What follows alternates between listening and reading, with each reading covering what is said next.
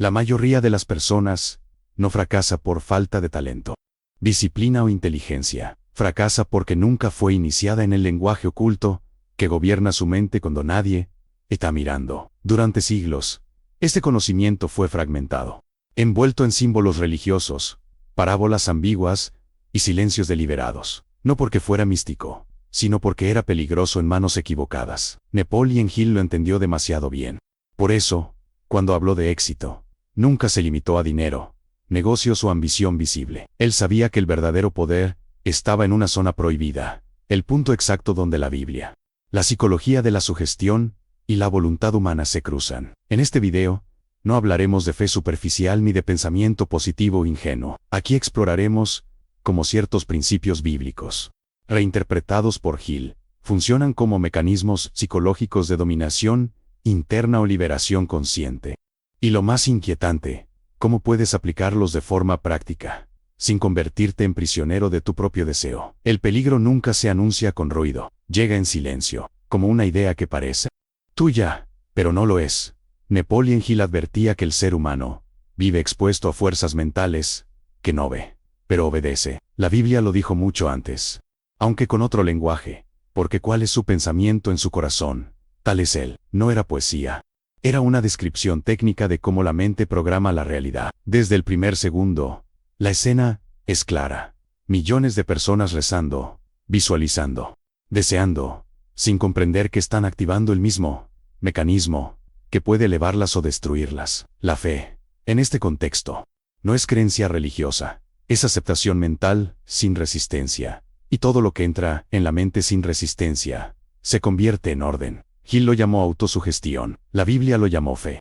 La neurociencia moderna lo llama plasticidad sináptica, inducida por repetición emocional. Tres lenguajes distintos, un solo fenómeno. Cuando una idea se repite, con emoción suficiente, el cerebro deja de evaluarla como hipótesis y comienza a ejecutarla como mandato. No importa si es verdadera, importa si fue aceptada. Aquí comienza el primer secreto prohibido.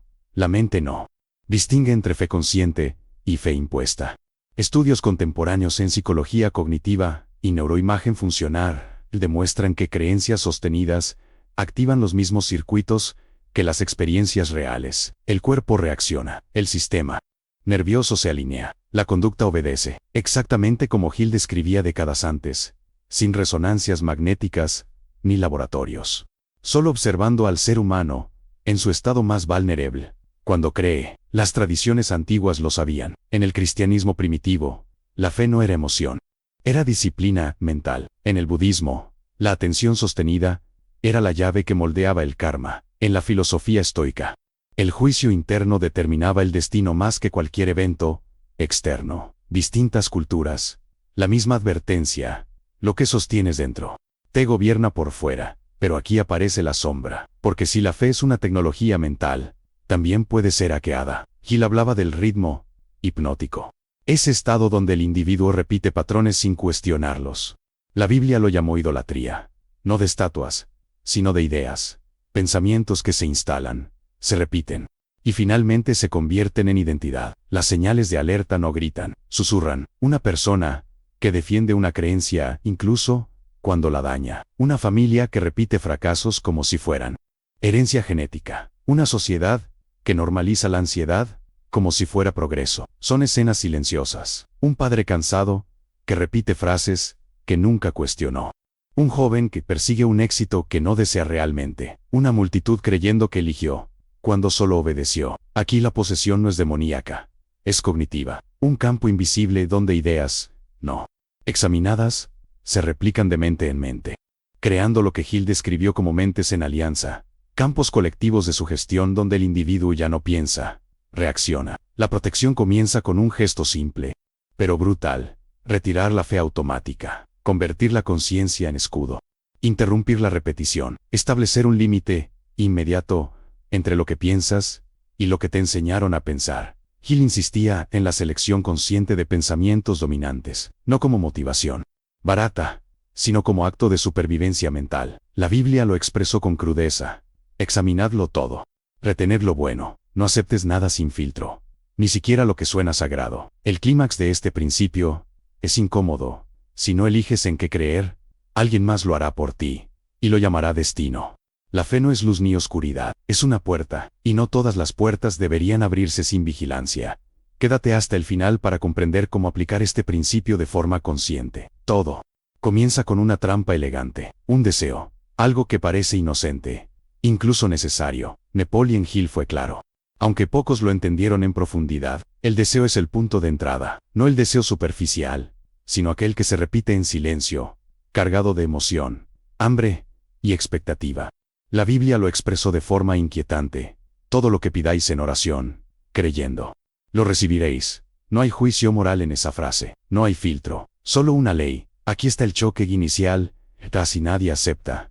La mente no evalúa si lo que deseas te elevará o te destruirá, solo ejecuta. Desde una perspectiva psicológica moderna, el deseo intenso activa el sistema dopaminérgico, reduciendo la capacidad crítica del córtex prefrontal. En términos simples, cuando deseas con fuerza suficiente, piensas menos y obedeces más. Exactamente el estado que Hill advertía como terreno fértil para la autosugestión ciega. Laboratorios de neurociencia conductual han demostrado que el cerebro, bajo deseo prolongado, comienza a reinterpretar la realidad para justificar la meta. Se distorsiona la percepción del riesgo, se minimizan las señales de alerta, se romantiza el sacrificio innecesario. La mente entra en lo que los investigadores llaman túnel cognitivo. Hill lo llamó, sin rodeos, ceguera autoinducida. Las tradiciones antiguas fueron aún más duras. En el budismo, el deseo es la raíz del sufrimiento. En el cristianismo, la advertencia no era contra la riqueza, sino contra el apego. ¿Dónde esté vuestro tesoro? Allí estará vuestro corazón. No es metáfora espiritual, es psicodinamia pura. Aquello que deseas dirige tu atención, y aquello que dirige tu atención te gobierna. Aquí emerge el secreto prohibido. No todo deseo es tuyo. Muchos son implantados, culturales, familiares, colectivos. Hill hablaba de ambientes que infectan la mente sin contacto físico. La Biblia hablaba del espíritu del mundo. Hoy la psicología social lo llama contagio aspiracional. Las escenas de alerta son sutiles, pero devastadoras. Una persona persiguiendo un éxito que nunca le das. Un matrimonio sacrificando todo por una imagen de prosperidad que los vacía. Una sociedad entera confundiendo valor con visibilidad. Es un suspenso lento. No hay gritos, solo cansancio crónico, ansiedad normalizada, sonrisas tensas. El deseo, cuando no es examinado, se convierte en un amo silencioso. Hill lo describió como una fuerza que, si no es disciplinada, que ensumla la voluntad en lugar de servirla. En el plano colectivo, este fenómeno crea verdaderos campos de distorsión de la realidad. Grupos enteros deseando lo mismo, justificando lo mismo, ignorando las mismas señales. Arquetipos antiguos resurgen: la Torre de Babel, Ícaro volando demasiado cerca del sol. Civilizaciones avanzando sin sabiduría. El deseo colectivo, sin conciencia, siempre termina igual: colapso. El protocolo de protección no es apagar el deseo. Eso es imposible, es purificarlo. Hill insistía en la definición clara del propósito, no como ambición, sino como dirección consciente. La Biblia lo reforzó con una frase incómoda: pedís y no recibís.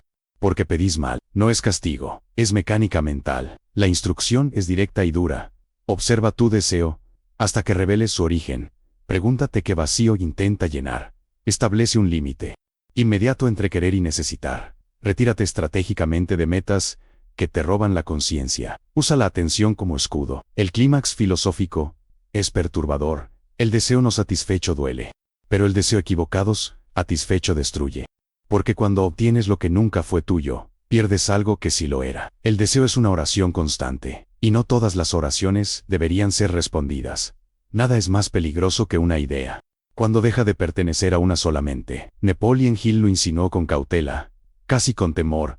Existe un punto en el que los pensamientos individuales se disuelven y nace algo mayor, más poderoso y más difícil de controlar. Lo llamó Mastermind. La Biblia utilizó una imagen más oscura, donde dos o más se reúnen. No hablaba solo de unión espiritual, hablaba de amplificación mental. Aquí está el choque inicial, incomoda a la psicología moderna. La mente humana no es un sistema cerrado. Estudios recientes en neurociencia social y psicología de masas demuestran que emociones, creencias y decisiones se sincronizan en grupos con una rapidez inquietante. El cerebro, en presencia constante de otros, cerebros, entra en resonancia.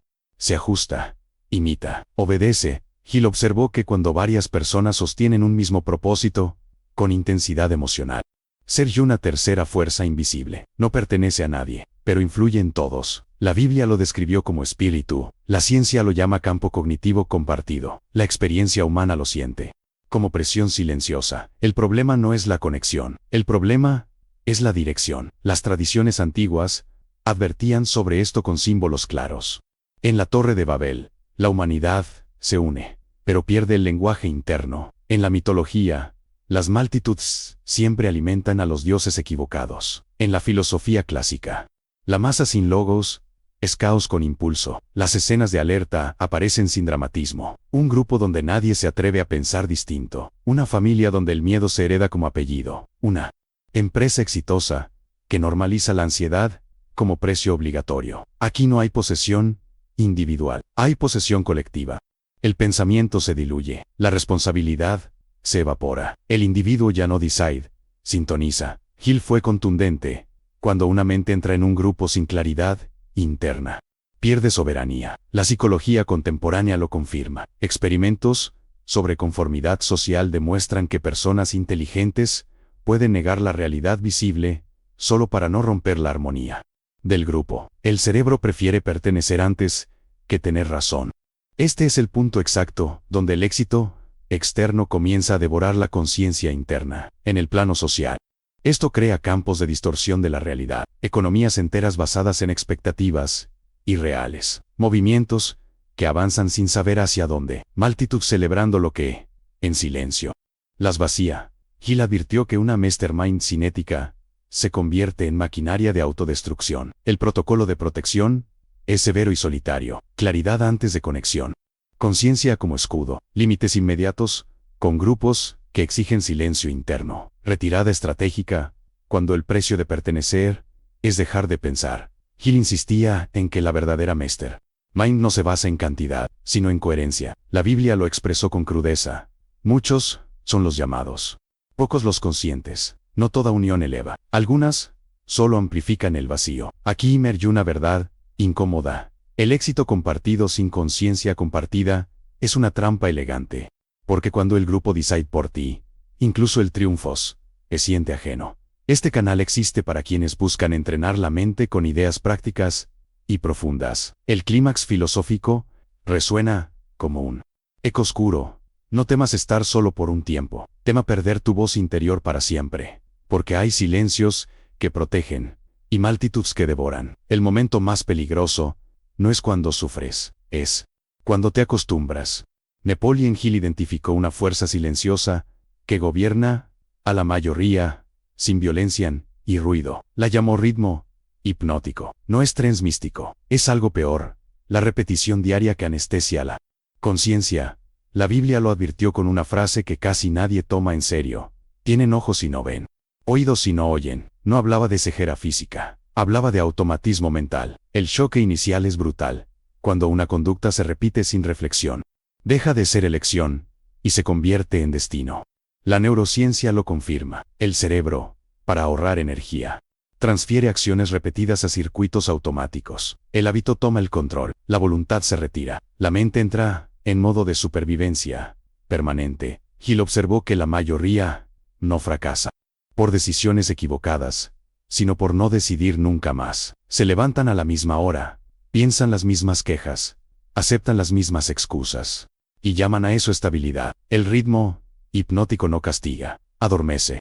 Las tradiciones antiguas lo sabían. En el cristianismo primitivo, el despertar no era espiritualidad romántica, era una llamada a salir del sueño mental. En el budismo, la atención plena existe para romper el automatismo. En la filosofía griega, la vida no examinada no merecía ser vivida. Todos apuntaban al mismo enemigo invisible. La repetición inconsciente. Las escenas de alerta se desarrollan como un thriller lento. Un hombre que odia su trabajo, pero ya no recuerda por qué empezó. Una mujer que vive cansada, sin una causa visible. Una sociedad que confunde rutina con seguridad. Nada explota, nada colapsa, todo continúa.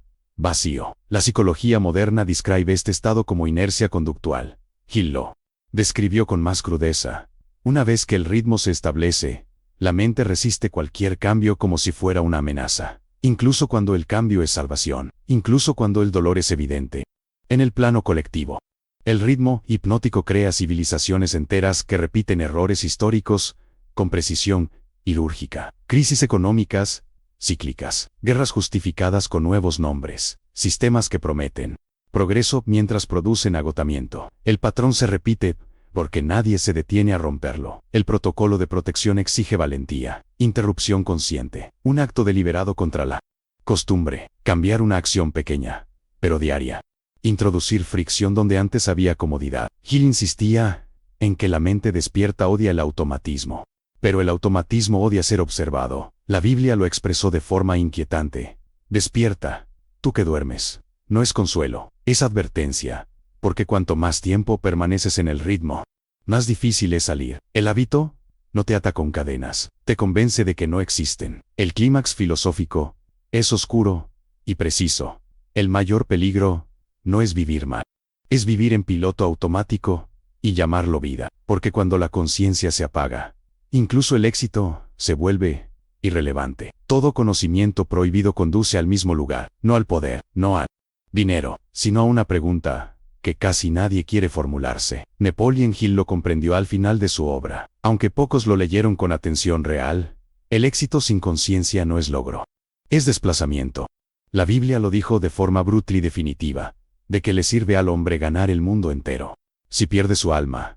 No es una amenaza religiosa, es una ecuación psicológica. El choque inicial es incómodo.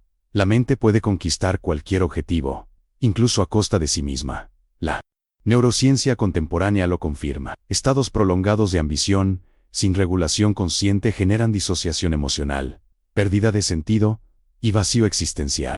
El cerebro logra metas, pero el sistema interno colapsa. Hill lo observó en hombres ricos, influyentes, admirados y profundamente rotos. Aquí se revela la conexión total. La Biblia no hablaba contra el éxito. Hill no hablaba a favor del sacrificio ciego. Ambos advertían sobre el mismo abismo, la identificación absoluta con el resultado externo. Las tradiciones antiguas fueron consistentes. En el budismo, el apego al yo construido es la raíz del sufrimiento.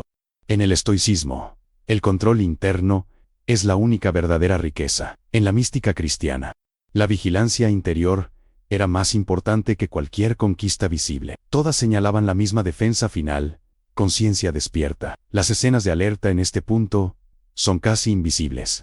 Personas exitosas que ya no sienten nada. Familias completas que viven en automático, rodeadas de confort. Sociedades que celebran logros, mientras normalizan la ansiedad y el vacío. No hay caos externo. Hay silencio interno, un silencio mortal. Hill llamó a esto fracaso en el éxito. La Biblia lo llamó pérdida del alma. La psicología moderna lo describe como alienación del self. Diferentes nombres, mismo destino. En el plano colectivo, esta desconexión genera líderes sin empatía, sistemas sin propósito y culturas que avanzan rápido hacia ninguna parte. Arquetipos antiguos regresan, reinos que queman por soberbia, héroes que se destruyen por no saber detenerse, civilizaciones que confunden progreso con acumulación. El protocolo final de protección no es motivacional, es austero. Autoobservación constante, conciencia como escudo, límites inmediatos entre lo que haces y lo que te consume, retirada estratégica de metas que exigen la anulación del ser. Hill insistía en el propósito definido, pero siempre subordinado a la integridad interna. La Biblia lo resumió con una frase que atraviesa siglos, como un susurro incómodo: la verdad os hará libres. No porque sea cómoda, sino porque duele lo suficiente como para despertarte. El clímax filosófico final es ineludible. El verdadero éxito no es lograrlo todo, sino no perderte en el camino. Porque hay victorias que, vistas desde dentro, son derrotas irreversibles. La sombra no está afuera, nunca lo estuvo. Habita en la inconsciencia prolongada. Y solo quien aprende a mirarla sin huir, deja de ser gobernado por ella. Si este contenido te aportó claridad, continúa con el siguiente video y profundiza más.